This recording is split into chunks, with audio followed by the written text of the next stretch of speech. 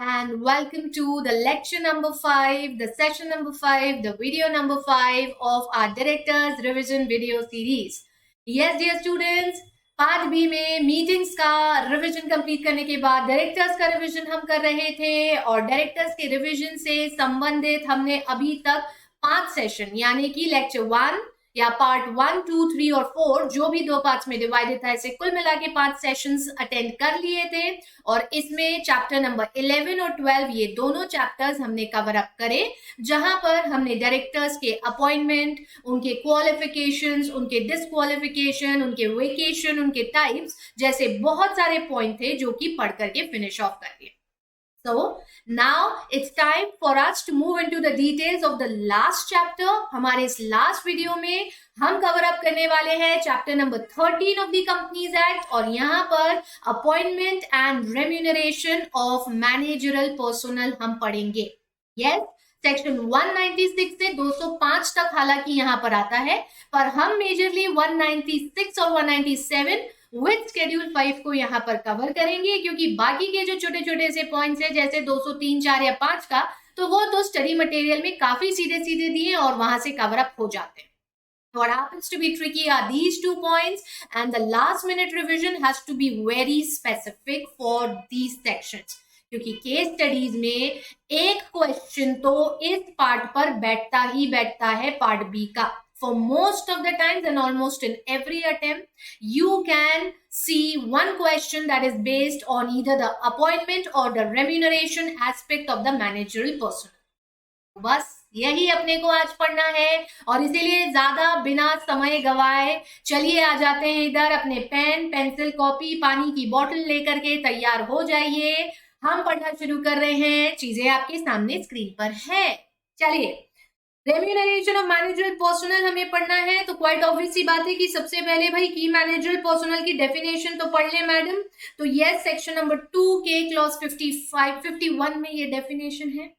आप सबने अभी तक गेस कर भी लिए, रिकॉल कर लिए रादर आई शुड से ये डेफिनेशन कि की मैनेजरल पर्सनल किसी भी कंपनी में सबसे पहले कौन होता है भाई? द चीफ एग्जीक्यूटिव ऑफिसर और द मैनेजिंग डायरेक्टर और मैनेजर, सीईओ या फिर एमडी और या फिर मैनेजर.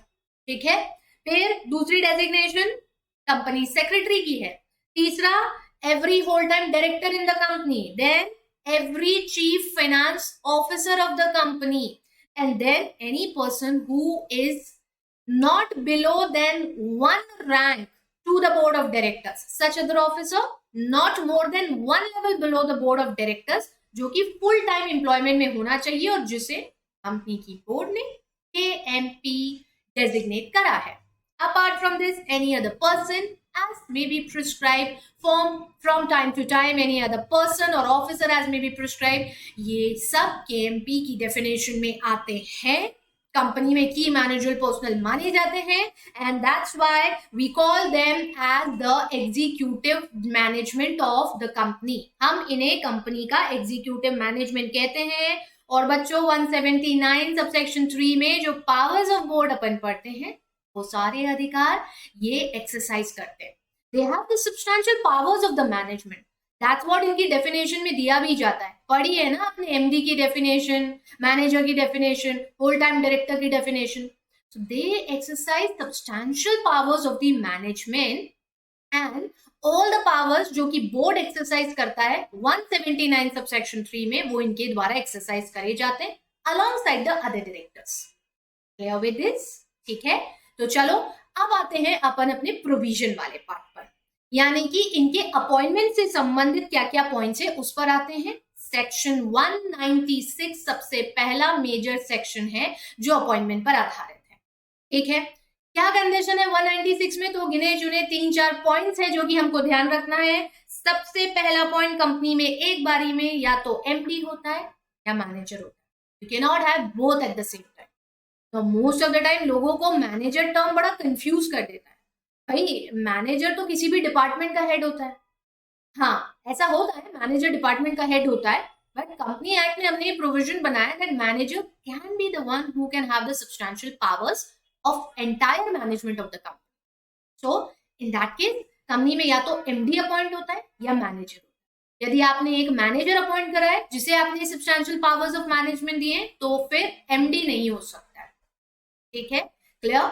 हाँ, एमडी होने के साथ अलग अलग डिपार्टमेंट के यदि आप मैनेजर बनाते हो, लाइक अकाउंट्स डिपार्टमेंट का अलग मैनेजर है या फाइनेंस डिपार्टमेंट का अलग मैनेजर है, तो आप ये अपॉइंटमेंट कर सकते हो, आप उसे अकाउंट्स डिपार्टमेंट हेड भी कह सकते हो, so as to avoid confusion under the companies act. But you can not have both an MD as well as a manager in the company. That's what the very first point of 196 is about. देखो दूसरा point क्या कहता है, तो दूसरा point हमसे कहता है कि इनका अपॉइंटमेंट मैक्सिमम 5 इयर्स के लिए होता है, maximum 5 years and not exceeding 5 years.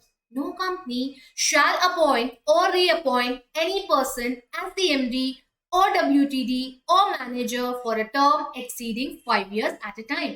And this means यदि मैं सेक्शन 152 सबसेक्शन 6 के हिसाब से नजरिए से बोर्ड के डिवीजन की बात करूं तो ये वो लोग हैं जो आपकी नॉन रिटायरिंग बोर्ड का हिस्सा होते हैं. सही बोल रहे हैं ना हम, है ना? क्योंकि वहां पर रिटायरिंग बोर्ड जिसमें कि हर साल 1/3 डायरेक्टर्स जाते हैं, ये तो जाते ही नहीं है. ये तो मैक्सिमम 5 ईयर की एक टर्म के लिए एक बार में अपॉइंट हो जाते हैं. That means they are a part of your non retiring board. Even if 163 लग रहा है जहां प्रोपोर्शनल रिप्रेजेंटेशन है, तो ये नॉन प्रोपोर्शनेट बोर्ड में जाते हैं. They are not a part of the proportionate board. Okay, clear है? चलो, तीसरा पॉइंट क्या कहता है कि भाई जब आप किसी पर्सन को अपॉइंट करते हो एज अ मैनेजिंग डायरेक्टर और अ होल टाइम डायरेक्टर और अ मैनेजर, तो आपको सेक्शन 196 के ये 4 और मेन पॉइंट ध्यान रखना है. क्या क्या है हमारे ये 4 और पॉइंट, जरा देख लो इनको. पहला, कम से कम 21 वर्ष की आयु के आप हो और 70 वर्ष से ज्यादा के ना. 21 is the correct age. It's not only about turning into a major person after completing 18 years of your age. भैया 18 वर्ष के हो गए, एडल्ट हो गए हैं, eligible to enter into contract है. नहीं, यहाँ 21 वर्ष की आयु दी गई है कि at least you should be of 21 years of age, not below, and maximum 70. उसके बाद क्या करना है, काम करके यार आराम भी करना है कि नहीं कभी जीवन में, है? 70 साल की उम्र के बाद थोड़ा जीवन का आनंद भी लेना है कि नहीं? तो इसीलिए maximum 70. Though we always have a point. यहाँ पर एक पॉइंट है कि अगर कंपनी स्पेशल रिजोल्यूशन पास करती है, मेंबर्स अग्री करते हैं और अपॉइंटी खुद भी विलिंग है, तो 70 वर्ष की आयु से ज्यादा का भी व्यक्ति कंपनी में एमडी, डब्ल्यूटीडी या मैनेजर बन सकता है. ठीक है, अभी आपके जज्बे के ऊपर. आपको लगता है कि आप ये भी मैनेज कर सकते हो और जीवन का आनंद भी उठा ही रहे हो या ले ही सकते हो, तो आप कर लो फिर ये काम. ठीक है, so even you can be an MD, WTD और a manager post 70 years of your age, subject to condition company के मेंबर्स जनरल मीटिंग में by means of special resolution ये चीज पर कंसेंट दे दे. समझ गए हैं? ठीक है, चलिए आइए दूसरा पॉइंट देखिए. The person to be appointed should not be an undischarged insolvent, because if he or she is an undischarged insolvent, they cannot be appointed. And not just only undischarged insolvent, as if now at any time being adjudged as an insolvent भी नहीं होना चाहिए. यानी ना तो current में हो ना कभी रहे हो adjudged as an insolvent, तो फिर आप नहीं बन सकते एमडी, डब्ल्यूटीडी, है ना? ये तो डिस्क्वालिफिकेशन का भी एक पॉइंट होता है ना, डायरेक्टर बनने के लिए होता है ना. 164 नहीं रिकॉल कर लो ना, तो अपने आप याद हो जाएगा फिर. ठीक है, चलो तीसरा पॉइंट देखो.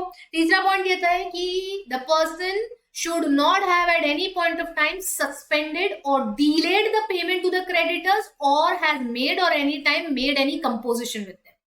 या तो पेमेंट डिले कर दिया है और या फिर उनके साथ एक कंपोजिशन कर लिया कि भाई इतना नहीं है इतना दूंगा, इतना नहीं है इतना ही कर पाएंगे, बस ऐसा कोई कंपोजिशन या एडजस्टमेंट ना करा हो. Plus the last point has if at any time convicted by the court of any offense and has been sentenced in respect to the same for imprisonment for a period of more than 6 months, then again you cannot act as a MD or WTD. समझे? 21-70 से ऊपर ऐसा special resolution. ठीक है, clear है? इतना should not be an undischarged insolvent और adjudicated as an insolvent. ठीक है, should not have suspended payment to the creditors or made composition with them, then should not be convicted by court of an offense and sentenced to imprisonment for more than 6 months. यानी 6 से कम है तो चलेगा भैया, हफ्ता 10 दिन, 1 दिन 2 दिन, महीना भर रह करके आए हैं, किसी कारणवश सब चल जाएगा, एडजस्टेबल, ठीक है, समझे क्या इतना। लेकिन यहाँ पर आगे एक ऐसी लिमिट आएगी जो उस चीज को एक्सेप्ट नहीं करती है। क्या है वो आपने गेस करा होगा, आपको दिमाग में आया होगा कि अच्छा लेकिन वहां तो ये पॉइंट है ना मैम, वो क्या है वो बस अभी आ रहा है आपके सामने। इसके पहले ये पैराग्राफ आपसे क्या कह रहा है, बड़ा इंपॉर्टेंट है ये पैराग्राफ, इसको ध्यान से समझ लो, क्योंकि यहाँ मैंने पूरी समरी जैसा 196 के अपॉइंटमेंट का बना के लिखा है। Subject to provision of 197 and Schedule 5. 197 is remuneration.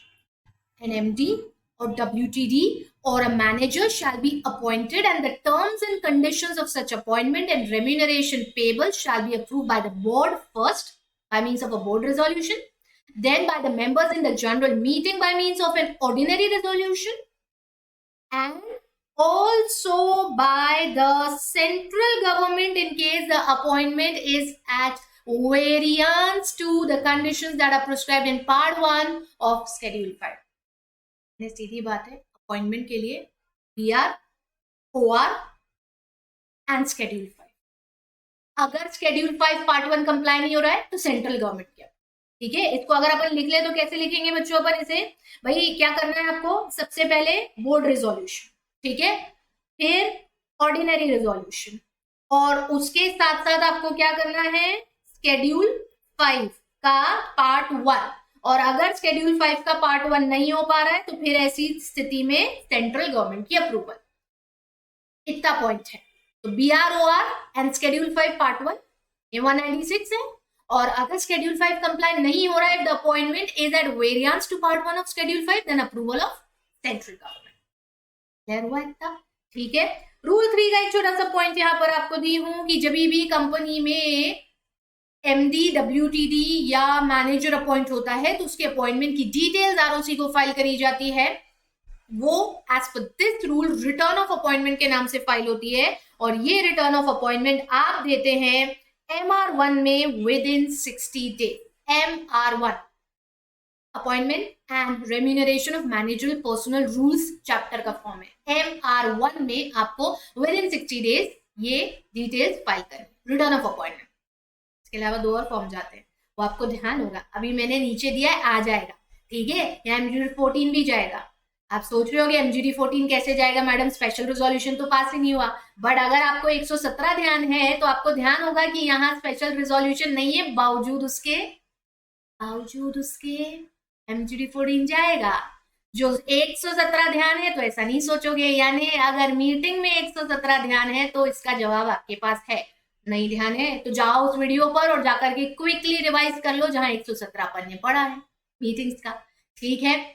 चलो, for your convenience I will be providing the links to almost all the sessions जो अभी तक के अपन ने डायरेक्टर्स के और मीटिंग्स के करे हैं। नीचे डिस्क्रिप्शन बॉक्स में आपको ऑलमोस्ट सारे लिंक्स मिल जाएंगे और वहां से क्विकली, ठीक है। तो ये सारी चीजें नीचे डिस्क्रिप्शन बॉक्स में है, you can directly access to that. चलो अब अपन बढ़ चलते हैं आगे।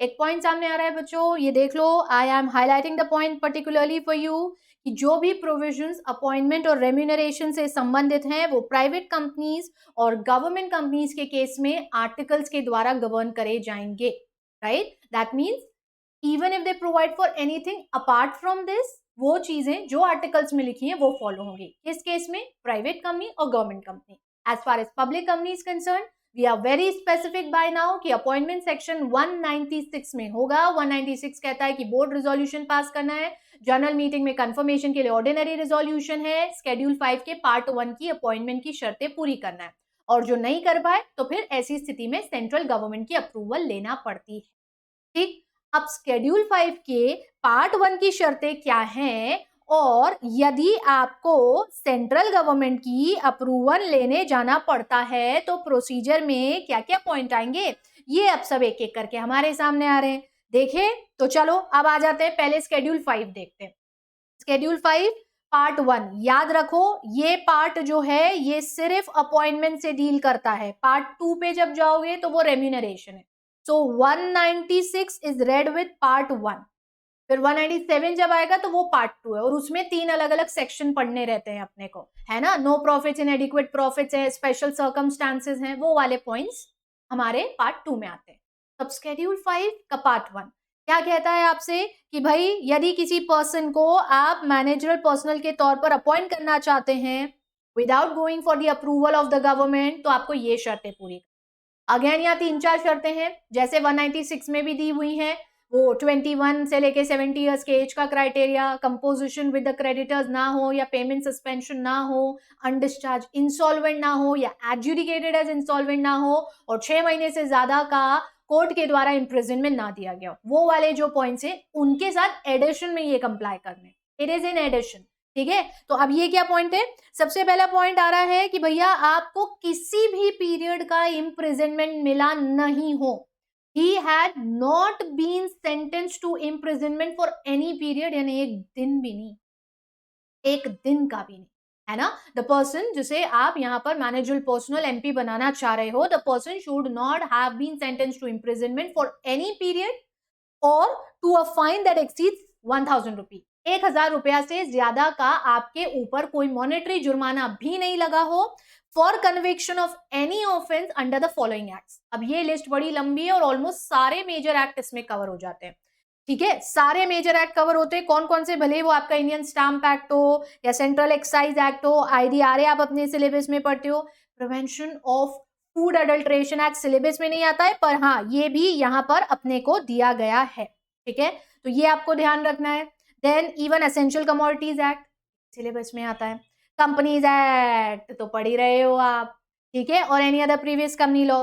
देन एचसीआरए 1956 है, वेल्थ टैक्स है, इनकम टैक्स है, कस्टम्स है, कॉम्पिटिशन है, फेमा है, sick industrial company special provision act है, सेबी है, foreign trade development and regulation act है, prevention of money laundering, IBC, GST and fugitive economic offenders act 2018। इनमें से किसी एक एक्ट में भी नहीं 1000 रुपए से ज्यादा का जुर्माना या एक दिन का भी अगर इम्प्रिजनमेंट हुआ है वहां पहले tough, it's strict, but yes, it is needed to ensure good governance and it is in the interest of stakeholders.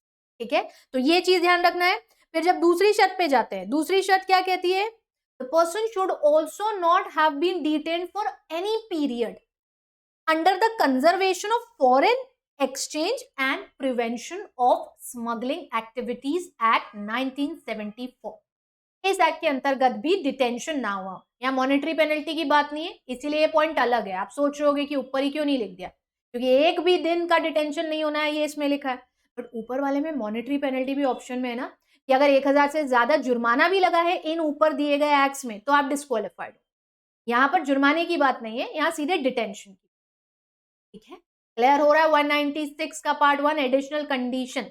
तीसरी शर्त तो हमारी फिर वही हो जाती है कि भैया एटलीस्ट 21 ईयर्स ऑफ एज आप हो और मैक्सिमम 70 ईयर्स ऑफ एज आप हो, ये चीज ध्यान रखना है। बट 70 ईयर की एज पे रिलैक्सेशन है, और रिलैक्सेशन आपसे क्या कह रहा था कि अगर आप चाहो तो इस 70 ईयर की एज से ज्यादा के पर्सन को अपॉइंट कर सकते हो ना। कंडीशन क्या थी भाई, special resolution in the general meeting, यदि पास होता है तो आप ये काम कर सकते हो।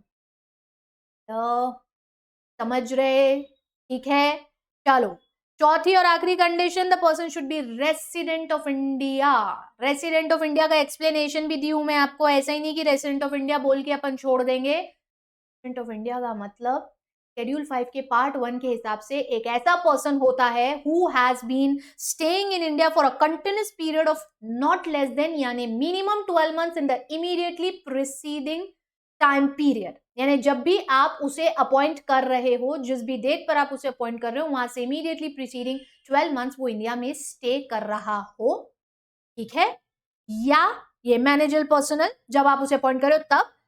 एंड एक एडिशनल पॉइंट और है कि and who has come to stay in India for taking up any employment और कैरिंग अप एनी बिजनेस और वेकेशन।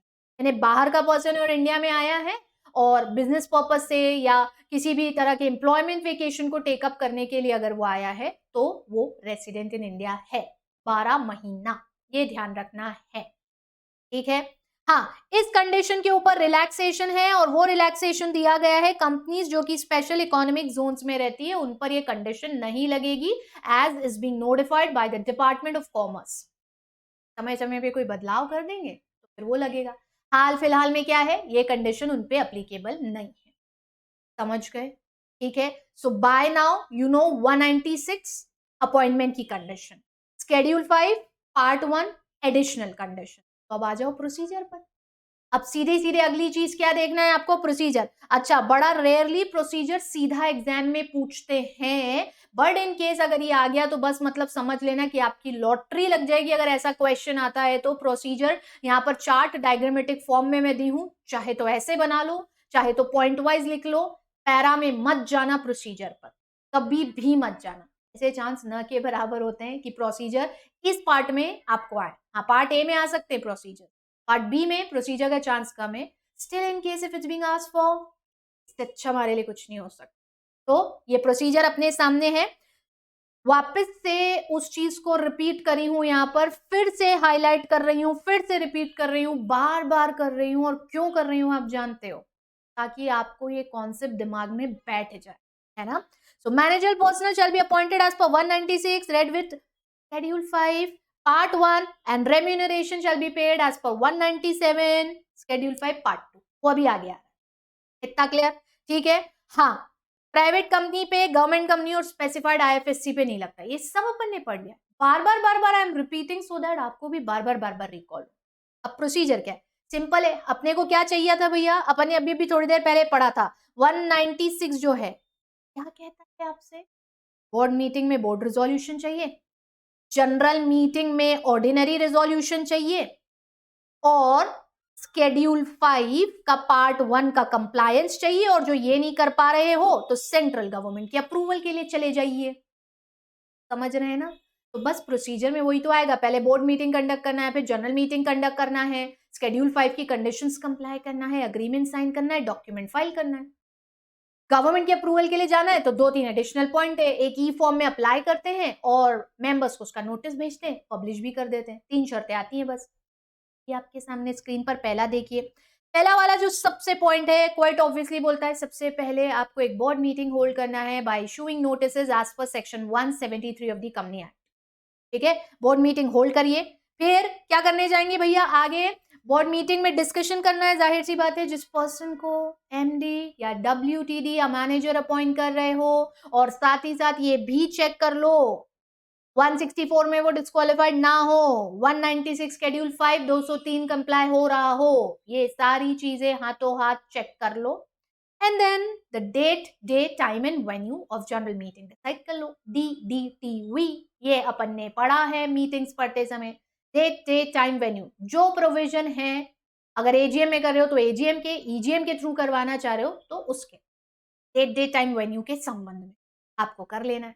ठीक है।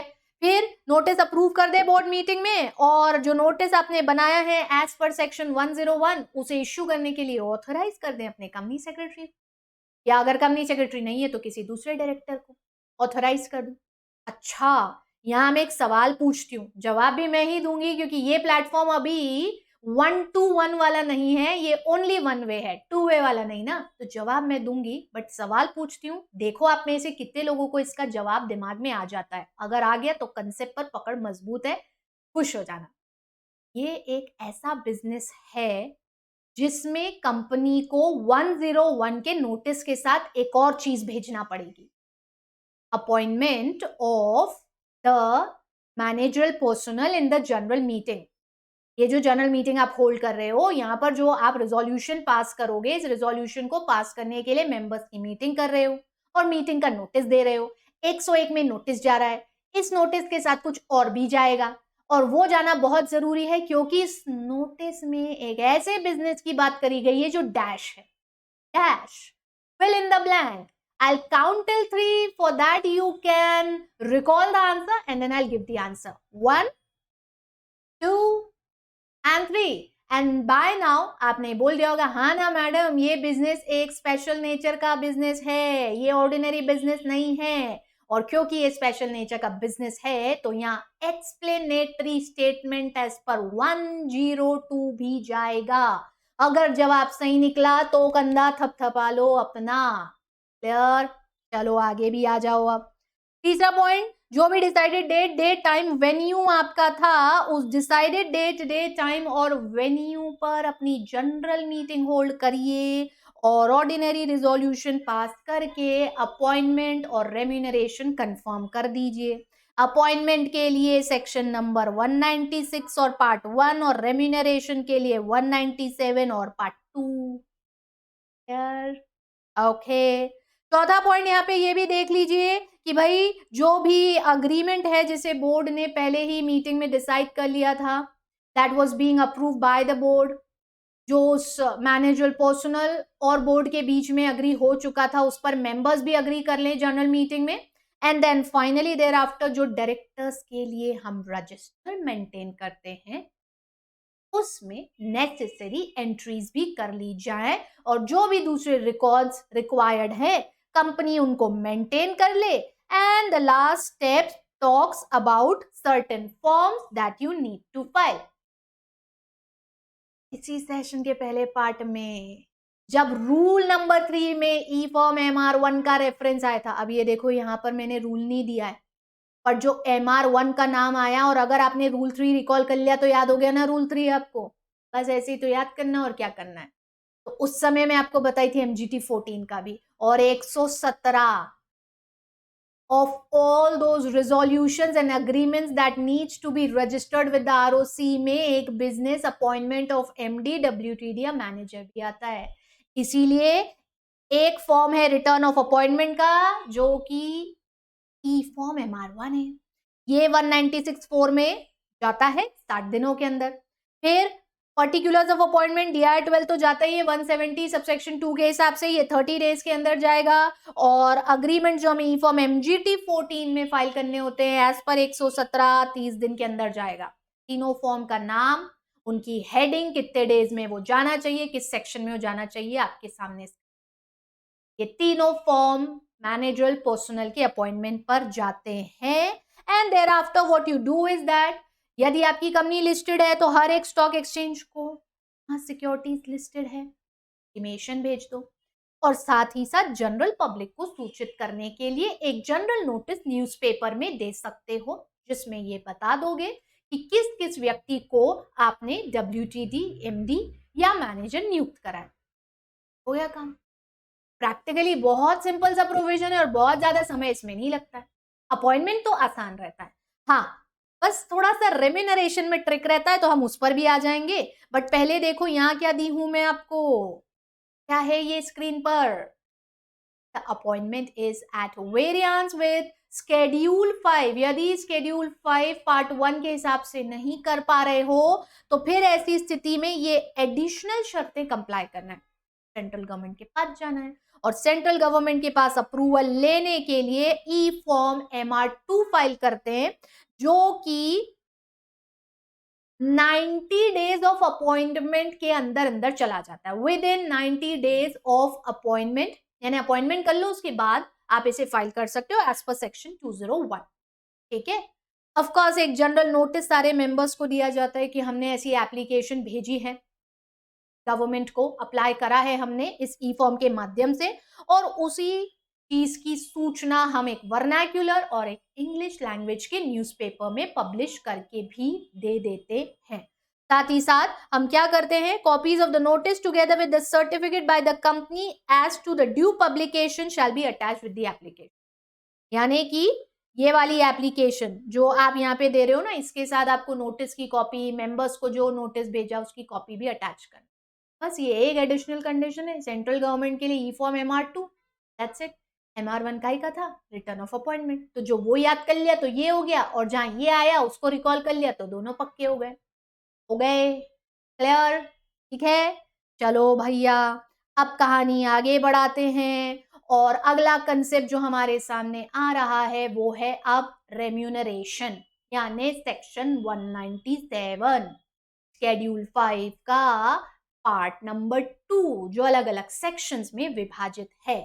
और यहां हमें रेम्यूनरेशन के बारे में पढ़ना है, छोटे छोटे पॉइंट, बारीक बारीक पॉइंट, एक एक करके देखते चलो। सबसे पहले क्या बोली हूं मैं आपको, डायरेक्टर मैनेजर में भी पेड रेम्यूनरेशन, भले ही आप वो मंथली पेमेंट दें या नेट प्रॉफिट्स का परसेंटेज बनाएं या partly monthly payment partly net profits का परसेंटेज, जैसा भी ठीक लगे वैसे रेम्यूनरेशन दे सकते हैं under 197 subsection 6 to managerial personal. Okay, ठीक है।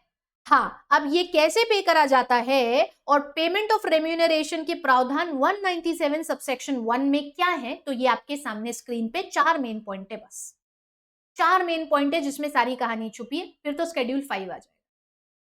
पहला पॉइंट जो आपसे कहता है कि total maximum managerial remuneration, total maximum यानी सबका मिलाकर के, आगे देखो लिखा भी है, पब्लिक कंपनी जो पे करती है to all the directors including MD, WTD and manager, all the directors including MD, WTD, manager जो भी हैं, सबका टोटल और maximum remuneration can not exceed 11% of the net profits of the company for the financial साल के लिए पे करा उस साल का नेट प्रॉफिट, ठीक है, 11% मैक्सिमम लिमिट है। ठीक, किसी एक एमडी या डब्ल्यूटीडी या मैनेजर का 5% ऑफ द नेट प्रॉफिट से ज्यादा एक्सीड नहीं करता ऑफ दैट फाइनेंशियल ईयर, हालांकि तो you have always the provision की स्पेशल रेजोल्यूशन पास करके आप इस लिमिट को बढ़ा भी सकते, राइट, क्लियर है इतना? ठीक, हाँ, अगर एक से ज्यादा ऐसे डायरेक्टर है, यानी मानो 2 होल टाइम डायरेक्टर है, 2 एमडी नहीं होंगे ऑफ कोर्स, 2 मैनेजर नहीं होंगे ऑफ कोर्स, एक एमडी एक मैनेजर भी नहीं होगा, 2 होल टाइम डायरेक्टर हो सकते हैं। और ये भी हो सकता है कि भाई मानो एक एमडी है और 2 होल टाइम डायरेक्टर है, तो अब किसी एक पे लिमिट 5%, और ये अगर एक से ज्यादा है यानी एक एमडी एक डब्ल्यूटीडी और एक और डब्ल्यूटीडी, तो इन सब का जो टोटल होता है ना वो taken together will not exceed 10% of the net profits of the company, हालांकि स्पेशल रिजोल्यूशन पास करके आप इस लिमिट को भी बढ़ा सकते हैं। So it's 11, 5 and 10. 11 is the overall umbrella limit. किसी एक MD-WTD के लिए 5 से ज्यादा नहीं, और ऐसे एक से ज्यादा अगर WTD है और मैनेजर है या MD है तो उन सबका मिला के 10 से ज्यादा, ठीक है। चौथा पॉइंट जो है वो आपसे कहता है वो रेम्यूनरेशन जो उन डायरेक्टर्स को दिया जाता है जो ना तो MD है ना WTD है या मैनेजर है, तो वो होता है not more than or exceeding 1% of the net profits of the company of that financial year, यदि if there is a managing director or a whole time director or manager in the company, अगर MD WTD है manager है तो उन सबका remuneration 1% से ज्यादा नहीं जाएगा, ठीक है। और अगर ये नहीं है तो फिर ऐसी स्थिति में 3% तक दे सकते हो, इन एनी अदर केस 3%। तो आपके लिए ओवरऑल अम्ब्रेला लिमिट, अच्छा इसको लिख के बता देती हूं आपको ताकि कोई कंफ्यूजन ना रहे और याद रह जाए। ओवरऑल अम्ब्रेला लिमिट जो है रेम्यूनरेशन की वो 11%, ठीक है। अब इसमें किसी एक मैनेजरल पर्सोनल के लिए 5% से ज्यादा नहीं है, यदि ये एक से ज्यादा है तो इन सबका टोटल मिलाकर के 10% से ज्यादा ना हो। इनके अलावा जो है MD WTD के अलावा जो है उन सबका होगा 1% से ज्यादा नहीं, यदि ये मैनेजरल पर्सोनल है तो, और अगर मैनेजरल पर्सोनल नहीं है तो 3% से ज्यादा नहीं होगा। समझ गए क्या ये कैलकुलेशन? बहुत अच्छे से सभी बच्चे क्लियर हो गया? चलो अब ये लिमिट्स बढ़ भी जाती है ऐसा भी पॉइंट है, और मुझे पता है ये आपको ध्यान है, उससे पहले कुछ छोटे से पॉइंट यहाँ ध्यान रख लो। पहला पॉइंट आपसे कह रहा है कि ये सब रेम्यूनरेशन जो पे करा जाएगा ये 198 के हिसाब से पे करा जाएगा after charging for depreciation and whatever is mention in 198, उस हिसाब से आप पे करेंगे, ठीक है। कंपनी जनरल मीटिंग में authorise payment exceeding this but then subject to provisions of schedule 5। Schedule 5 में उसका पॉइंट है 11% से भी बढ़ाना है तो 11% अम्ब्रेला था, ओवरऑल लिमिट था, उसको भी बढ़ाना है तो फिर ऐसी स्थिति में शेड्यूल, ठीक है। और यदि कंपनी ने डिफॉल्ट करा है बैंक या फाइनेंशियल इंस्टीट्यूशन से लिए गए लोन के रीपेमेंट्स में, या नॉन कन्वर्टेबल डिबेंचर्स यदि कंपनी के थे या कोई दूसरा सिक्योर्ड क्रेडिटर था जिसका टाइमली कंपनी ने पेमेंट नहीं करा, फिर ऐसी स्थिति में आपको उनकी प्रायर अप्रूवल लेना पड़ेगा। समझ रहे हैं ना बच्चों? थोड़ा जल्दी जल्दी पढ़ रहे हैं हम इन्हें, पर आप जानते हैं कि हम जल्दी जल्दी क्यों पढ़ रहे हैं, क्योंकि ये हमारा लास्ट मिनट रिवीजन है। एक एक पॉइंट पर एम्फेसाइज तो हम रेगुलर सेशंस में कर ही चुके हैं। महीना महीना भर में पढ़े हमने ये सारे topic. Now it's time only for the recap, assuming, ये मानते हुए कि चीजें दिमाग में है, सिर्फ ब्रशन अप करना है उनको। ठीक है, तो ये 3 पॉइंट आपको ध्यान रखना है। कुछ एग्जेम्पशन यहाँ पर आते हैं भाई। अब वो एग्जेम्पशन निधि कंपनी को लेकर के दिया है, वहां कुछ स्पेशल पॉइंट आते हैं कि भाई यदि वो अपनी कंपनी में ऐसे किसी डायरेक्टर को रेम्यूनरेशन देती है जो ना एमडी है, ना डब्ल्यूटीडी है, ना मैनेजर है, और स्पेशल नेचर की सर्विसेज कंपनी को प्रोवाइड करता है, तो फिर ऐसी स्थिति में आर्टिकल्स में जो लिखा है हम वो फॉलो करते हैं। डेफिनेटली हमें 197 की लिमिट्स को ध्यान रखना पड़ेगा, है ना? जो आर्टिकल में लिखा है हम वो फॉलो करते हैं, बट 197 की लिमिट्स हमको ध्यान में रखना पड़ेगी। नीचे एक प्रोविजो दी हूं मैं आपको, no approval of the company in the general meeting shall be required. कब? पहला, जब निधि कंपनी में मैनेजिंग डायरेक्टर, मैनेजर या होल टाइम डायरेक्टर है ही नहीं, और जो है ही नहीं, तो फिर ऐसी स्थिति में आप बिना किसी परमिशन के ये काम कर सकते हो। जिसे रेम्यूनरेशन दे रहे हो इन दैट फाइनेंशियल ईयर, उसे पे करा गया वो remuneration it's 10% of the net profit of Nidhi company और 15 lakh which ever is less, जो उसको दे रहे हो उस कंसर्न डायरेक्टर को, तो 15 लाख रुपीस एक तरफ रखना है and 10% of the net profit of the company, दोनों में से जो भी कम आए। मतलब फॉर एग्जाम्पल ले लो, बस सिर्फ एग्जाम्पल बता रही हूं, एक हाथ पे तो हमने 15 लाख रख लिया, मानो 10% ऑफ द नेट प्रॉफिट जो है वो 10 लाख रुपए आ रहा है, तो हमको क्या लेना है? विच एवर इज लेस, यानी 10 लाख से ज्यादा नहीं पे कर सकते हो, 10 लाख या उसके बराबर। ठीक है, फिर आखिरी चीज जो है वो आपको ये ध्यान रखना है कि आपने इस चीज के लिए जनरल मीटिंग में स्पेशल रिजोल्यूशन के माध्यम से अप्रूवल ले ली हो पहले ही। ठीक है, the remuneration payable under clause B has been approved by a special resolution passed in the general meeting of the Nidhi company already, वो पहले ही हो चुका हो। ठीक, government company, specified IFSC company पर ये प्रोविजंस नहीं लगते हैं, और ये हमने 196 पढ़ते समय भी पढ़ लिया। ठीक है, प्राइवेट कंपनी पे नहीं लगते, पब्लिक कंपनी पे लगता है। 197 की तो शुरुआत में ही पब्लिक कंपनी लिखा हुआ आया था। क्लियर है ना? केस स्टडीज आए ना तो ध्यान से, बड़ा ध्यान से पढ़ना कि प्राइवेट कंपनी लिखा है कि पब्लिक कंपनी लिखा है, क्योंकि कई बार ट्रिकी क्वेश्चन होता है जहां लिखते प्राइवेट कंपनी और रेम्यूनरेशन की लिमिट पूछते हैं। पूरी राम कहानी ना लिखिए वहां पर रेम्यूनरेशन की, वहां पर सिर्फ और सिर्फ समझा दो अगर लग रहा है तो 197 का पॉइंट, बट आखिरी में लिख के आना कि प्राइवेट कंपनी पे नहीं लगेगा, और वो आर्टिकल्स के हिसाब से पे कर सकते हैं। चलो अब आओ स्केड्यूल 5 के पार्ट 2 पर, क्योंकि स्केड्यूल 5 का पार्ट 2 रेम्यूनरेशन पर आधारित है, और शुरुआत में ही इसका पहला पार्ट हमसे कह देता है कि 197 को ध्यान में रखते हुए a company having profits in a financial year may pay remuneration to the managerial person और personals not exceeding the limits that are specified in that section. जो लिमिट्स वहां दी गई हैं उन लिमिट्स तक आपको रेम्यूनरेशन पे करने की अनुमति है। जो 11% की लिमिट बताई गई है, या जो 5% की है, या 10% की है, या जहां आप उन्हें बढ़ा सकते हो स्पेशल रिजोल्यूशन पास करके, तो बढ़ के जो भी हुई है उतनी लिमिट तक ही पे करोगे, बस यदि प्रॉफिट है तो। ये पार्ट 1 में का है। पार्ट 2 का सेक्शन 1 बोल लो ताकि कंफ्यूजन ना रहे आपको, ये आपको इस पार्ट के सेक्शन 1 में बोल दिया। अब नीचे आता है इसका सेक्शन 2, जहां 197 के एक मेजर सब सेक्शन यानी 3 का भी रेफर। व्हाट इफ कंपनी में प्रॉफिट्स नहीं है या इनएडिक्वेट, तो रेम्यूनरेशन कैसे निकलेगा? Remuneration in case of no और इनएडिक्वेट प्रॉफिट्स, यानी मुनाफा हुआ ही नहीं भैया, तो फिर अब रेम्यूनरेशन का क्या होगा? या जितना हुआ वो एडिक्वेट नहीं था रेम्यूनरेशन पे करने के लिए, बाकी खर्चों में ही एडजस्ट हो गया वो प्रॉफिट, तो क्या होगा अब ऐसी स्थिति में? वो 197(3) में है और सेक्शन 2 है, पार्ट 2 ऑफ शेड्यूल 5 का। पहले 197(3) देख लो। क्या है 197(3) का पहला पॉइंट? कि अगर किसी कंपनी के पास किसी साल में प्रॉफिट नहीं होते हैं या ये इनएडिक्वेट होते हैं तो company shall not pay to its directors including MD, WTD or manager by way of remuneration any sum but exclusive of any fee that is payable to directors under 197(5) except in accordance with part 2.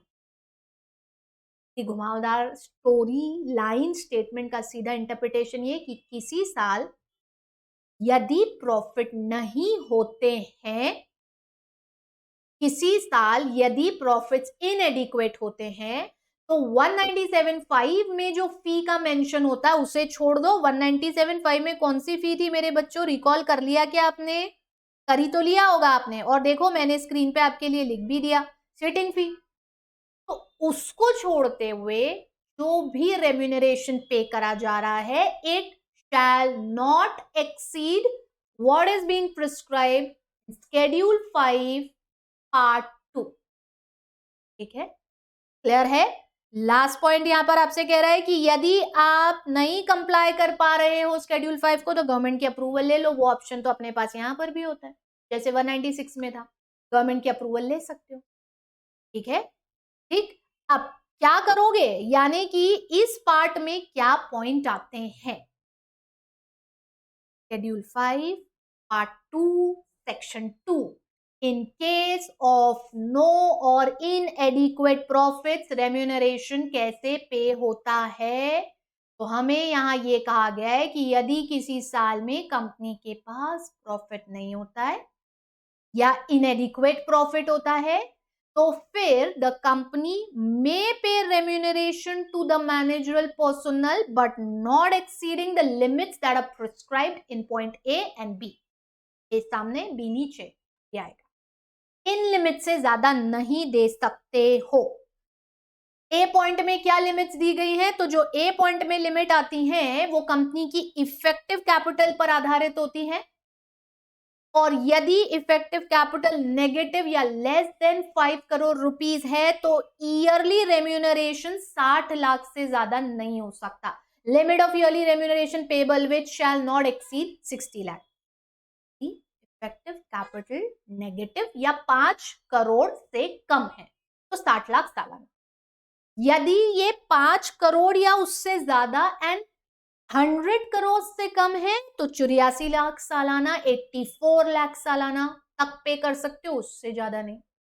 और जो यदि effective capital आपकी 100 करोड़ और उससे ज्यादा है, लेकिन अगर ये 250 करोड़ तक है तो ऐसी स्थिति में 120 लाख सालाना, 120 लाख सालाना।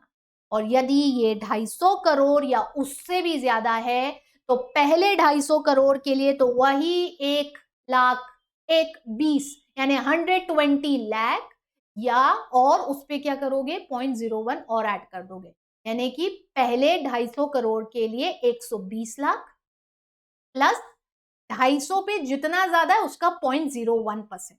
ठीक है, एग्जाम्पल से बता देती हूँ आपको ये चीज। मानो सपोज में आपकी जो इफेक्टिव कैपिटल है वो 280 करोड़ है, 280 करोड़ 250 करोड़ से ज्यादा है ना, तो आप क्या करो, पहले तो जो पहला 250 करोड़ है उसके लिए लिमिट है 120 लाख सालाना, और जितना एक्सेस है आपका 250 पर, यानी यहाँ पर 30 करोड़ एक्सेस है भाई, 280 माइनस 250 30।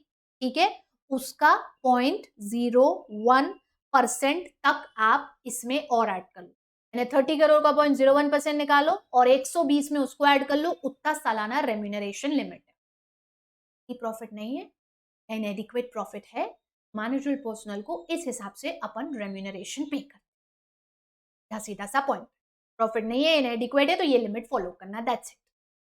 ठीक है, पॉइंट नंबर बी क्या है? पॉइंट नंबर बी पर आते हैं। अच्छा, यहां पर ये पॉइंट तो अपने को पता ही है कि भैया अगर आप शेयर होल्डर की अप्रूवल ले लेते हो स्पेशल रिजोल्यूशन से तो ये सारी लिमिट्स बढ़ सकती है।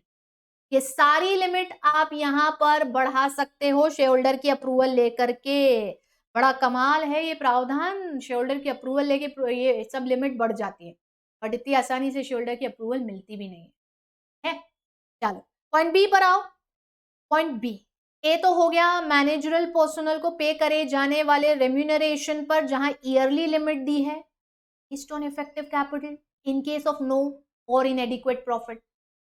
अब बी कहता है कि ऐसा मैनेजरल पर्सनल जो प्रोफेशनल कैपेसिटी में आपकी कंपनी के लिए काम कर रहा है, तो remuneration as per point A उसे पे करा जा सकता है, उसको भी पॉइंट ए में इंक्लूड कर सकते हो, बशर्ते कुछ शर्तें हैं, कुछ कंडीशन है। उन कंडीशन में पहला पॉइंट ये कह रहा है कि उस मैनेजरल पर्सनल का कंपनी की कैपिटल में कोई इंटरेस्ट नहीं होना चाहिए। अच्छा, कंपनी की कैपिटल में कोई इंटरेस्ट नहीं होना चाहिए का एक एक्सप्लेनेशन ना मैं नीचे एक प्रोविजो में दी हूं, देखो।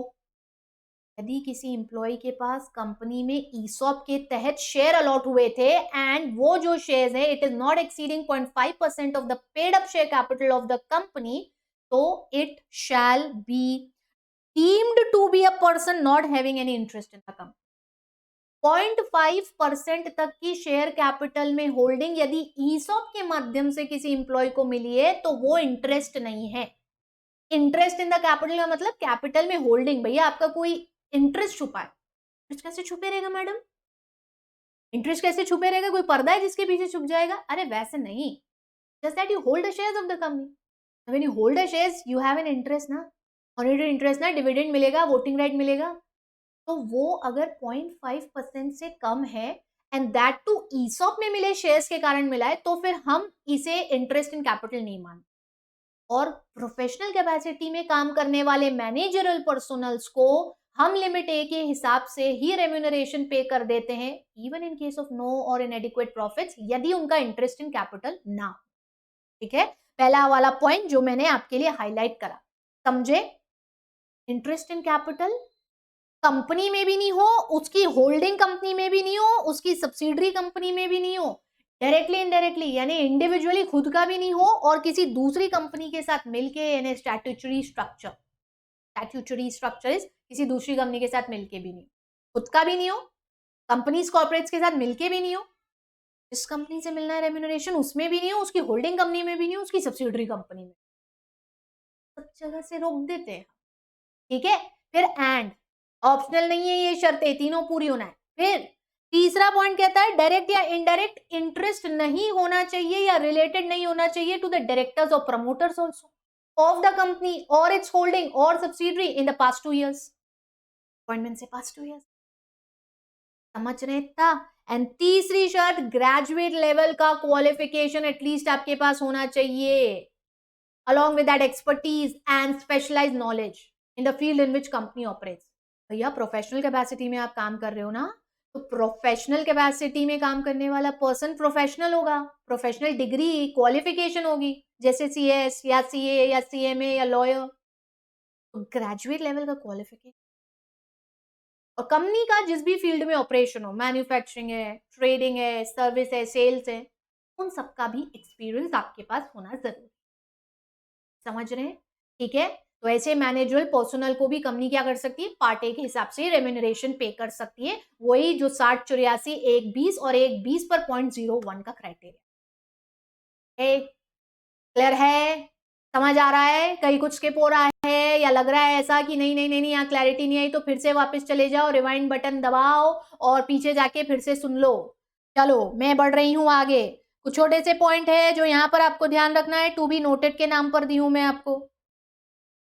Limits specified in the points A and B shall apply, ये भी तब लगेगी जब पहली चीज बोर्ड के द्वारा रेम्यूनरेशन अप्रूव हो चुका है, यानी कि बोर्ड रिजोल्यूशन पास हो चुका है, कंपनी में 178 के अंतर्गत यदि एनआरसी थी, तो फिर ऐसी स्थिति में हमको भैया इस पर एनआरसी का भी रिकमेंडेशन चाहिए। क्यों बनाते हैं एनआरसी? याद है ना आपको लेक्चर नंबर 4 का पार्ट बी जिसमें कमिटीज पढ़ी है, एनआरसी डायरेक्टर्स के लिए क्वालिफिकेशन और उनके रेम्यूनरेशन रिकमेंड करती है बच्चों, याद रखना। फाइनल डिसीजन बोर्ड ही लेता है, एनआरसी रिकमेंड करती है, और जो एनआरसी है या ऑडिट कमेटी है तो इनको रिकमेंड करना ही पड़ेगा, अगर ये रिकमेंड नहीं करते तो बोर्ड मीटिंग में अप्रूवल नहीं हो सकता, तो वो आपको यहाँ ध्यान रखना है। ठीक है, कंपनी ने कोई डिफॉल्ट ना करा हो in terms of payment of any dues to bank और पब्लिक फाइनेंशियल इंस्टीट्यूशन और नॉन कन्वर्टेबल डिबेंचर और एनी अदर सिक्योर्ड क्रेडिटर, और अगर करा है तो फिर भैया उनकी भी प्रायर अप्रूवल आपको यहाँ पर लेना ही पड़ेगी। ठीक है, कंपनी की अप्रूवल लेने के पहले इनकी अप्रूवल चाहिए। ऑर्डिनरी या स्पेशल एज द केस में भी रिजोल्यूशन लगेगा, लिमिट से ज्यादा जाना है तो स्पेशल लगता है, ठीक है।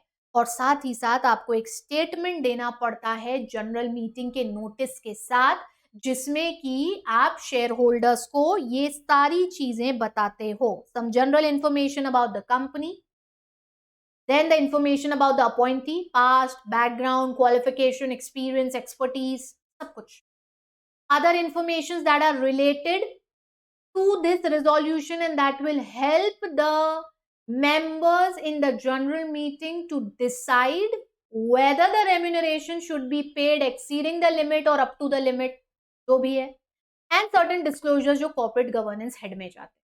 तो ये सब चीजें आपको ध्यान में रखना है। अच्छा, इस हिसाब से ये जो अपन ने यहाँ लिखा है आपको क्लियर है ना? बोर्ड रिजोल्यूशन 197 में प्लस जनरल मीटिंग में अपने को रिजोल्यूशन लगता है, ये रिजोल्यूशन रेम्यूनरेशन पे करने के लिए, ऑर्डिनरी, लिमिट से ज्यादा जाना है तो स्पेशल, क्लियर, ठीक है। चलो फिर सेंट्रल गवर्नमेंट की अप्रूवल जो लेते ही अगर अपन शेड्यूल 5 नहीं कंप्लाई कर पा रहे हैं तो ये तो अपन ने पढ़ ही लिया है। अब एक स्पेशल इंस्टेंस आता है, ये जो यहां पर आपके सामने आ रहा है, पार्ट 2 का सेक्शन 3 आता है, और पार्ट 2 का सेक्शन 3 स्पेशल सर्कमस्टांसेस में रेम्यूनरेशन की बात करता है जब कंपनी में प्रॉफिट नहीं है या इनएडिक्वेट प्रॉफिट। सेक्शन 2 साधारण स्थितियां, प्रॉफिट नहीं है, इनएडिक्वेट है, तो ऐसी स्थिति में रेम्यूनरेशन कैसे दो, वो शर्तें पॉइंट ए और बी है, ठीक है। पर यदि प्रॉफिट नहीं है या इनएडिक्वेट प्रॉफिट है और कुछ स्पेशल सर्कमस्टांसेस हैं, हम क्या है स्पेशल सर्कमस्टांसेस, वो है ना यहाँ पर नीचे आ रहे हैं, वो स्पेशल सर्कमस्टांसेस हैं, तो सेक्शन 3 के पॉइंट ध्यान रखें। सेक्शन 3 पार्ट 2 ऑफ शेड्यूल 5 जो आपसे ये कहता है कि एक कंपनी रेम्यूनरेशन पे कर सकती है इन लिमिट्स जो शेड्यूल 2 में दी गई है से ज्यादा पे, may pay remuneration to the managerial personnel in excess of the amounts that are provided in section 2 above, तब जब remuneration is paid by another company and that company is either a foreign company or it has been granted approval of the shareholders in its general meeting कि वो इस तरीके से managerial remuneration पे कर सकती है एज पर 197, और जो मैक्सिमम परमिसिबल लिमिट्स है 197 की टोटल मैनेजरल रेम्यूनरेशन पर, उस लिमिट के अंतर्गत ही वो ये रेम्यूनरेशन पे कर, तो दूसरी कंपनी दे रही है एज पर 197 दे रही है आपके मैनेजरल पर्सनल को, और जो लिमिट्स 197 की हैं उस लिमिट के अंतर्गत ही रहते हुए दे रही है। अब वो या तो फॉरेन कंपनी हो या ऐसी कंपनी जिसे अप्रूवल शेयर होल्डर्स से मिल चुकी है, ठीक है। तो ये स्पेशल सर्कमस्टांसेस है जहां आपके मैनेजरल पर्सनल को रेम्यूनरेशन दूसरी कंपनी, ठीक। फिर एक और पॉइंट है, इनफैक्ट 2 और पॉइंट है, न्यू कंपनीज के केस में, न्यूली इनकॉर्पोरेटेड कंपनीज के केस में या सिक कंपनीज के केस में यहां दिए गए। पॉइंट नंबर बी, अगर कोई कंपनी न्यूली इनकॉर्पोरेटेड है तो वो ये रेम्यूनरेशन 7 सालों तक पे कर सकती है। कौन सा रेम्यूनरेशन भैया, ये ना भूलना, in excess of what is being prescribed in section 2, in excess of what is being prescribed in section 2 एक न्यूली इनकॉर्पोरेटेड कंपनी 7 सालों तक फ्रॉम इट्स इनकॉर्पोरेशन पे कर सकती है। सिक कंपनी जिसके लिए BIFR ने रिवाइवल रिकंस्ट्रक्शन की स्कीम तैयार करी है, वो 5 इयर्स तक पे कर सकती है from the date of sanction of the scheme, ठीक। हाँ, ऐसी कोई कंपनी जिसके संबंध में IBC के अंतर्गत उस कंपनी के वाइंडिंग अप का कोई प्लान बनाया गया है, रिजोल्यूशन या प्लान बनाया गया नेशनल कंपनी लॉ ट्राइब्यूनल के द्वारा, तो वो भी 5 years from the date of such approval तक excess of what is provided in section 2 पे कर सकती है। और आखिरी पॉइंट, ऐसी कोई भी कंपनी जहां पर रेम्यूनरेशन की लिमिट ही खुद NCLT ने फिक्स कर, जो लिमिट दी गई है ना आपको, वो पॉइंट ए और पॉइंट बी की उन सबसे ज्यादा पे कर सकते। आप सोचते होगे ना कि प्रॉफिट्स नहीं है या इनएडिक्वेट प्रॉफिट है, उसके बावजूद भी ये पे कर रहे हैं, तो क्यों कर रहे होते हैं? तो या तो वो स्पेशलाइज नेचर की सर्विसेज वो डायरेक्टर्स दे रहे हैं, उनके साथ ऐसे कॉन्ट्रैक्ट अग्रीमेंट हुए, इसीलिए उन्हें ये पे करा जा रहा है। ठीक है बच्चों, चलो हम आते हैं अपने लास्ट पॉइंट्स पर। अब बचे हुए, अब तो पूरा हाथी निकल गया है, सिर्फ पूंछ बच गई है। रेम्यूनरेशन या खत्म होता है, कुछ छोटे छोटे 2-3 पॉइंट है, जैसे सबसेक्शन 5। सबसेक्शन 5 सिटिंग फी का रेफरेंस आ चुका था, ऊपर बताई थी मैं आपको, जब 197 शुरू ही हुआ था। बोर्ड पे करती है ऐसे डायरेक्टर्स को जो यूजुअली से मीटिंग्स अटेंड करते हैं and they are not a part of day to day management, like independent directors, even at times nominee directors. ठीक है, तो इनको जो अपन पे करते हैं ना, this amount shall not exceed 1 lakh rupees for board और कमिटी में, मैक्सिमम 1 लाख रुपए की लिमिट है। अब आप 1,000 पे करो, 10,000 पे करो या 1 लाख पे करो, that all depends upon the boards policy. ठीक है, और इंडिपेंडेंट और नॉन इंडिपेंडेंट को अलग अलग हो सकता है, that can be decided by the board. NRC recommend करती है और फिर बोर्ड उसे फाइनलाइज करती है अपॉइंटमेंट के समय।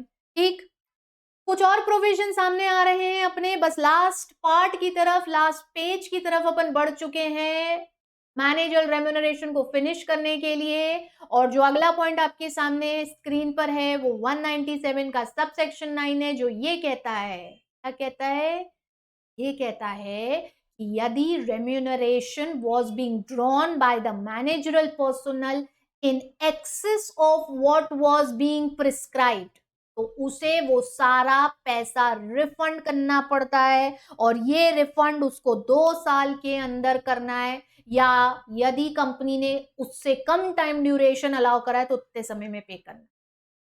जाहिर सी बात है ना भाई, लिमिट्स बना रखी है, नहीं तो कंपनी तो सारा का सारा प्रॉफिट उठा के डायरेक्टर को सैलरी में ही बांट देगी। बड़ी पब्लिक लिस्टेड कंपनी में तो स्टेक होल्डर्स जो होते हैं वो सिर्फ कंपनी के शेयर्स में ट्रेडिंग करने के लिए पैसा लगाते हैं। मेजॉरिटी कंट्रोल तो बोर्ड और उसमें बैठे प्रमोटर्स के पास होता है। तो भैया कंपनी तो सारा का सारा पैसा बांट देगी रेम्यूनरेशन के नाम पे डायरेक्टर्स को ही, और डिविडेंड की बात आएगी तो हाथ खड़े कर देगी, पैसे नहीं साहब। सब चीजें ना हो इसलिए तो हम लिमिट्स बनाते हैं, शेयर होल्डर्स का भी इंटरेस्ट ध्यान में रखा जा सके इसलिए तो हम लिमिट्स बनाते हैं। और फिर जब साल के अंत में नेट प्रॉफिट के कैलकुलेशन होते हैं और यदि ये पता लगता है कि लिमिट से ज्यादा चला गया, 11 थी, 1 थी, 3 थी, 10 थी, 5 थी, उसकी डबल थी, जितनी जितनी अप्रूव्ड थी, 60, 84, 120, 120.01 जो थी, उससे ज्यादा गया तो डायरेक्टर को सारा पैसा रिफंड करना पड़ेगा विद इन 2 years और such lesser period as allowed by the company. और अगर वो इससे रिफंड नहीं करता है, मतलब जब तक वो रिफंड नहीं कर रहा है, इमीडिएटली तो नहीं कर सकता, आगे की महीने की सैलरी में एडजस्ट कर ले या धीरे धीरे करके दे दे, तो वो उसे ना ट्रस्ट में होल्ड करके रखेगा कंपनी के, किसी और की अमानत मान करके रखेगा, वो उसे अपनी संपत्ति नहीं मानेगा। ठीक है, कंपनी इस पेमेंट को वेव कर सकती है चाहे तो, मैंने ठीक है अब ज्यादा चला गया कोई बात नहीं, आप इसे रिफंड मत करो, हमने वेव ही कर दिया, ये हमें लगता है हम इतना दे सकते हैं तुमको इसलिए हमने दे दिया, बट इसके लिए बोर्ड नहीं, शेयर होल्डर की अप्रूवल लगती है, that to SR majority 3/4 member general meeting में अगर अप्रूव कर देते हैं कि ठीक है रेम्यूनरेशन जो ज्यादा चला गया इसको वेव ऑफ कर, वेव ऑफ इन्हें छोड़ दिया, ठीक है कि ठीक है चला गया तो चला गया, अब ठीक है इट्स फाइन, मत लौटाओ वापस, मत करो रिकवर, प्रॉफिट है, साइजेबल है, सफिशिएंट है, काम चल रहा है, कोई बात नहीं, ज्यादा भी चला गया तो घर की बात है। अगर मेंबर्स ऐसी कंसेंट दे दें and not by a simple majority but by a special majority, फिर वो पैसा रिफंड नहीं होता है। ओके, आगे का आखिरी जो सेक्शन आपके सामने आ रहा है सबसेक्शन, वो आपसे कह रहा है डिस्क्लोजर इन बोर्ड रिपोर्ट, और 197 के subsection 12 red with rule number 5 में हमें ये कहा गया है कि कंपनी को हर साल बनने वाली बोर्ड ऑफ डायरेक्टर्स की रिपोर्ट में जो रेम्यूनरेशन उसने पे करा है अपने मैनेजरल पर्सनल्स और बाकी सब डायरेक्टर्स को, specifically with reference to ratio of remuneration to the median employees remuneration, ये सब चीजें आपको बोर्ड रिपोर्ट में डिस्क्लोज करना पड़ती है। सबसेक्शन 13 कहता है इंश्योरेंस प्रीमियम जो कि डायरेक्टर्स के किसी भी तरह के फ्रॉड, मिसफियसेंस, ब्रिच के संबंध में कंपनी लेती है, वो रेम्यूनरेशन का पार्ट नहीं माना जाएगा, बट यदि पर्सन यानी वो managerial personal is found guilty तो फिर the premium paid on such insurance shall be considered और treated as a part of remuneration, यानी रेम्यूनरेशन उतने से कम हो जाना है भैया। क्लियर है क्या सबको? 197 गवर्नमेंट कंपनीज और स्पेसिफाइड IFSC पे नहीं लगता है, और ये चीजें हम पढ़ चुके हैं, पहले भी रिपीट कर दी हूं यहाँ पर। और यहाँ आकर के डायरेक्टर्स का पूरा रिवीजन कंप्लीट हो गया। मीटिंग्स डायरेक्टर्स पार्ट बी हमने चकाचक कर लिया। This is all from my end, expecting that all of you are going to perform very good in the upcoming exams. अपनी तैयारी बिल्कुल मजबूत करके जाइएगा बच्चों, ताकि ये 40 में से मैक्सिमम नंबर खींच के आप ला पाए। ठीक है? With all those best wishes and good luck to all of you. I will see you in the other sessions and the videos. You know that you need to subscribe to this channel and press on that bell icon, ताकि आगे के कोई भी updates भविष्य में कभी आपके skip ना हो। Do like, comment, and in case you want to contact us, you have the number scrolling below. That's all from my end. Wishing all the very good luck. Thank you for listening and all these sessions. We'll see you soon. Namaste. Bye-bye. Take care.